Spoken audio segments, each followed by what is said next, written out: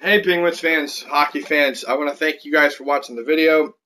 I want to thank you for putting up with the way I sound today because I'm starting to lose my voice a little bit, or I have been this week, so I'm just going to get to the cut right to the chase a little bit here. Basically, who we're going to lose in free agency and who we could end up getting in free agency. Now, let's think about it. July 1st has not been kind to us, I would say, for Pittsburgh fans.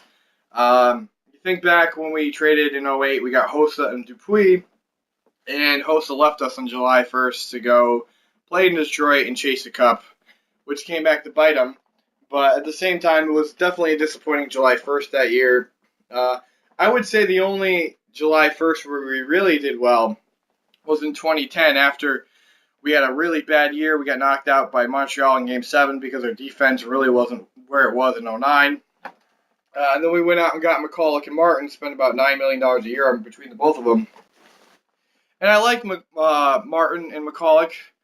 McCulloch didn't pan out the way that we wanted to, so they traded him back to Phoenix. And then Paul Martin, he really didn't get to be the Paul Martin that we know and love in Pittsburgh for a year or two. So probably about 2 years. So it didn't immediately win. It didn't have that feeling.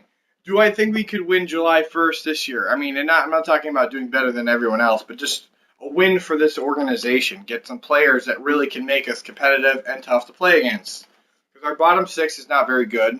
Hence why Rutherford traded James Neal and got Patrick Hornquist, who will probably be playing with Crosby or Mulligan and can do a little bit of everything. And then also Nick Spaulding, who's been brought in to help the third line, which the third line, it's not the Cook, Kennedy, and Stahl line anymore, guys. It's this third line is Brendan Sutter, and we don't know if he's coming back. He's RFA. So we'll see. This third line could have a whole new look. And minus Brendan Sutter, I like that idea. Now, I know every single Pittsburgh fan who likes the players that are going to be free agents is going to be disappointed because Rutherford's not going to re-sign half of them. I think all Penguins fans, almost all of them, have come to terms that Brooks Orpik is not returning. I think we've all come to terms that Derek England is probably not returning. England probably only plays like half the season for us, and then he never gets in the playoffs. And that's a shame because he's a physical presence. He's gotten a lot more responsible defensively, and he actually can be thrown on the fourth line. So that definitely sucks a little bit. People are upset that Tanner Glass is probably not going to return. I'm okay with it, but I mean, as long as we replace the grit somehow, Brian Gibbons is probably not coming back, which is a shame because in the AHL, when he got sent down after we got eliminated by the Rangers, he put on like a highlight reel show. His AHL footage of him and the Penguins when he dangled around three guys and scored was on ESPN. That's pretty impressive because ESPN hates hockey, so if your player in the minor league can do something like that, and he has great speed too, and he was really good for us, I'd like to see him back. He was arguably the best winger we had all season on the bottom six. Obviously not counting Sutter because Sutter is no center. So that's a shame. Jokinen, he was burnt. Rutherford got burnt by him in that trade. If you look up that trade with Shero 2 years ago or last year, he retained basically $1 million of his salary, and all he got was a 6th round pick. And what did Jokinen do for us? A lot. Jokinen did a lot for us. So Jokinen's going to get his payday. Niskanen is going to go get his payday.